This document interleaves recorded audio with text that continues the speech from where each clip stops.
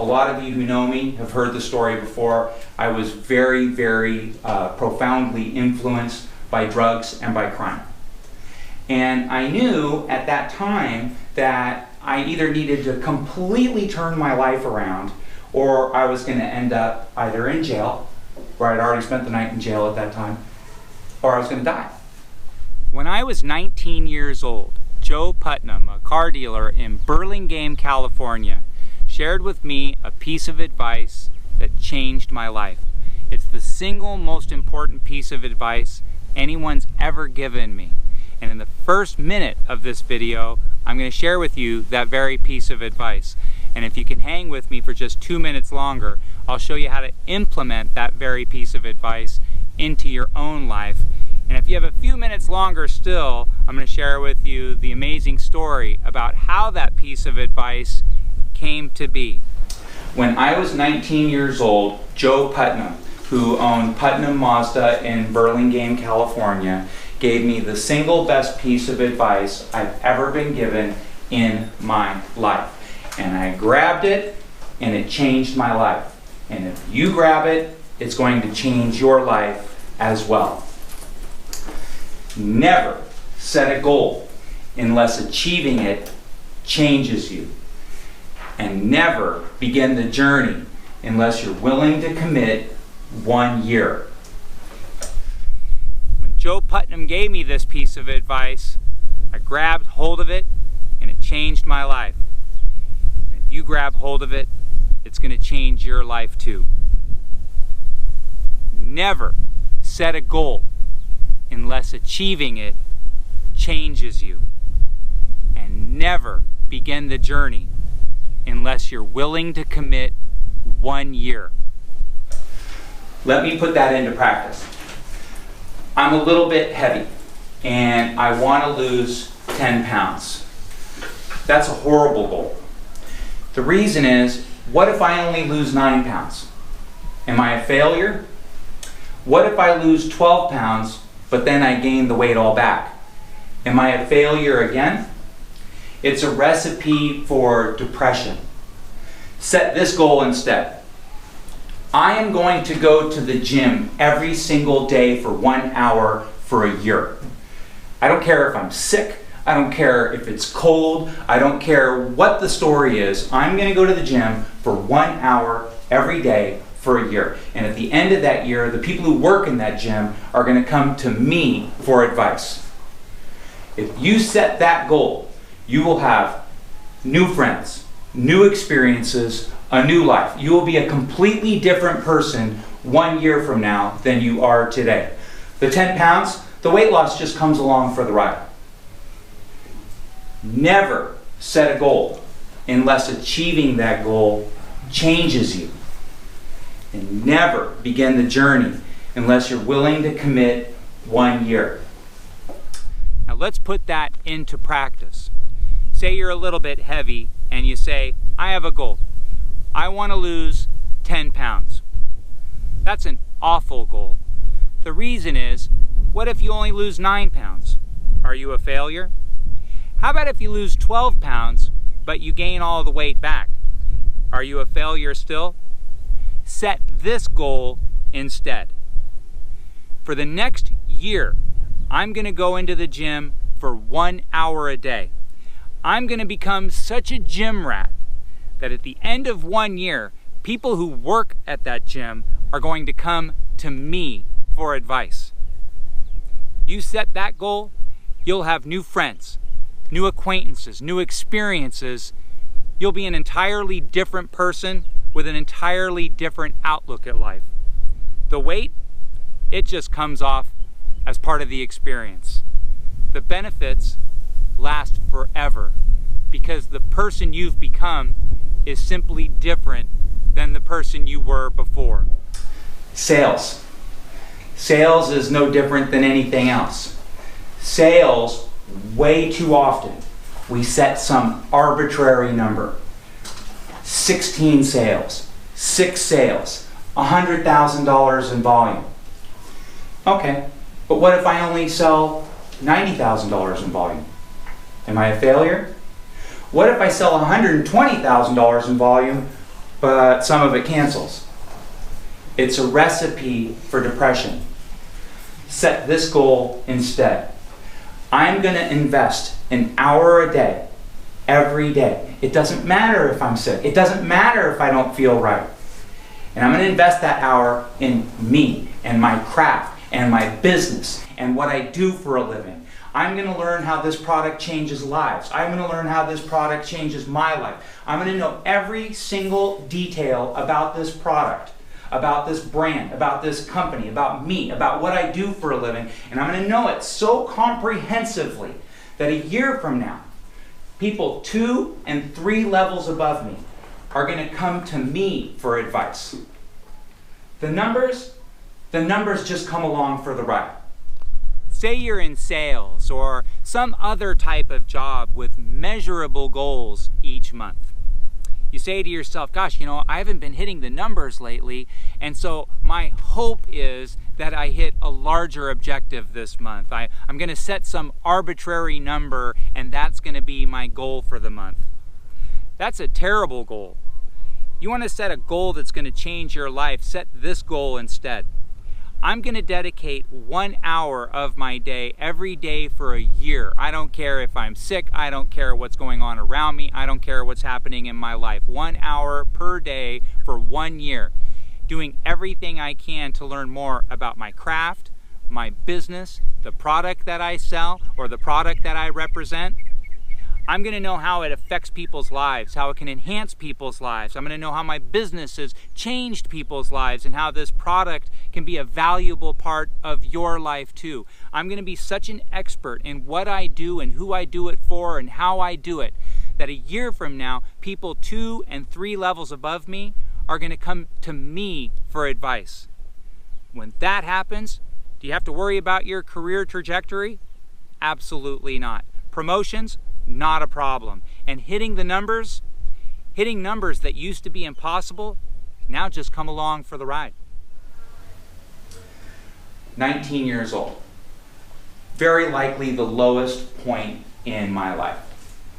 A lot of you who know me have heard the story before. I was very, very profoundly influenced by drugs and by crime.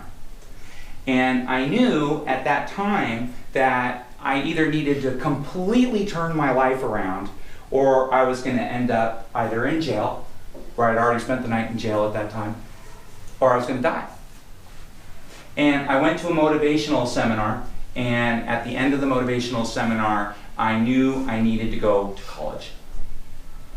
And I had a problem. I didn't have 1 penny. I had good grades, so I got accepted to college, but I did not have any money to pay for it. And so I decided I was going to sell cars. I was going to sell Mazdas. And I went to the Mazda dealership in Redwood City, California. And they said, we'd love to hire you, but we don't hire college students. And I didn't know what to do. And so I drove north and I went to another Mazda dealership, Putnam Mazda in Burlingame. And the general manager, Tom, said, we'd love to hire you, but we don't hire college students. However, if you'd like an interview, come back tomorrow, which was Tuesday. So I did. And when I came back tomorrow, Tom said, darn it, I'm so busy today that I can't interview you, but if you come back tomorrow, I promise you that I'll interview you. So I came back tomorrow, Wednesday. And the receptionist said, you're the guy who's here to see Tom. Darn it, he's in a meeting for several hours, and he will not be done until much later. And he said if you could come back tomorrow, he would interview you. So I came back tomorrow, which is Thursday. And just as I'm walking in the door, Tom's walking out of the door. And, oh, I'm so sorry, kid. I got a million things I got to do. You know what? If you come back tomorrow, no joke. So I came back tomorrow, Friday, and Tom said, kid, I was just trying to blow you off. But if you're this persistent with me, then maybe you'll be this persistent with customers. So come on upstairs, let's do some paperwork. So we do some paperwork. I come downstairs, there's a couple mulling around in the showroom floor. And husband and wife, gentleman says, you work here? And I said, I think so. And he looks at me like I'm the biggest idiot who ever lived. What do you mean, you think so? And he goes, well, let me ask you this. Do you know where the cars are? And I said, I think they're outside. And he looks at his wife. The kid thinks they're outside. Where do you else think you think they might be? You think they might be up on the roof? I don't know. And so he goes, let me ask you this. And so he reaches in his pocket and he pulls out a piece of newspaper. And on that piece of newspaper is an advertisement for a car, Mazda 626 LX automatic for $11,488. Won't forget that for the rest of my life. And I look at it and I go, oh, there's like this number, like a serial number or stock number or something like that. They put those on the windshield. I was so happy because I knew a thing. And so, and I grabbed the newspaper thing and we go right out the showroom floor doors and it's right there. And the salespeople, it's the easiest product to show because it's what everybody's coming to see. So they just leave it right there so they can drive it. But the color's ugly. That's why it's still available, and the salespeople are lazy and they never park it back. And so it just happens to be right there, and the guy goes, oh, maroon? It's so ugly. No wonder it's so cheap. And the wife goes, I don't know, it's not maroon, it's burgundy. I like burgundy, burgundy's okay. And he goes, I'm never gonna buy a maroon car, ever. And she goes, well, you don't need to worry about it because it's for me and I like it, so I wanna get it. And so I had my first sale. And I take my crumpled up newspaper and I go to the front desk. They call it the tower in the car business. And the owner, Joe Putnam, his son is named Kent Putnam. And Kent Putnam, I believe, is the general manager there to this very day. And Kent Putnam's, I walk up and I say, sir, I've got these customers and they'd like to buy this car. And he goes, oh, which one of our dealerships do you work at? And I said, this one. What makes you think you work at this one? Oh, Tom just hired me. Tom hired you without consulting me. I think so. All available salespeople, the sales desk, please. Piped over the PA system throughout the whole dealership. And so all the salespeople come. I've got a deal. It was their first sale in 2 days. They'd blanked the prior 2 days. And everybody at that dealership hated me for a year. I had no friends at that dealership whatsoever. And which was good. It kept me focused, and I tried really, really hard. I wasn't that good though. I only sold about 9 cars a month. That's not a lot in the car business. I was kind of middle of the road at the Mazda store.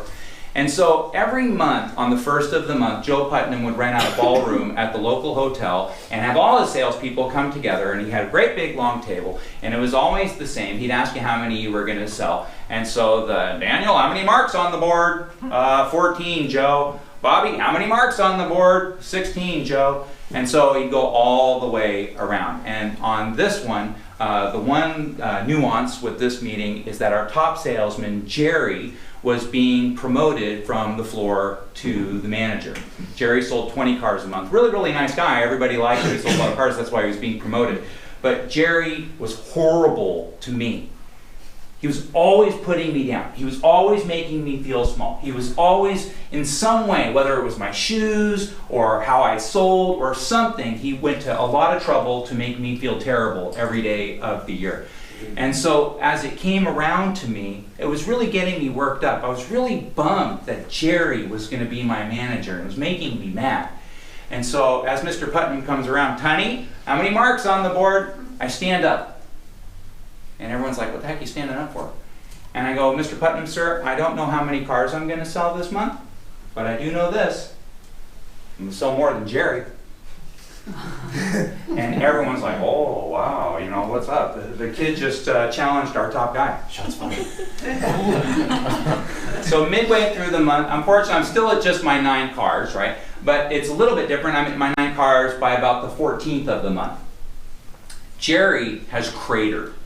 The whole attention of the kid challenging him and the kid being ahead of him on the board was wearing him out. And he was only at 2.5 cars midway through the month.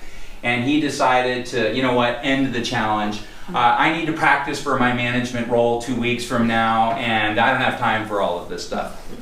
When Joe Putnam found out about that, he was ecstatic.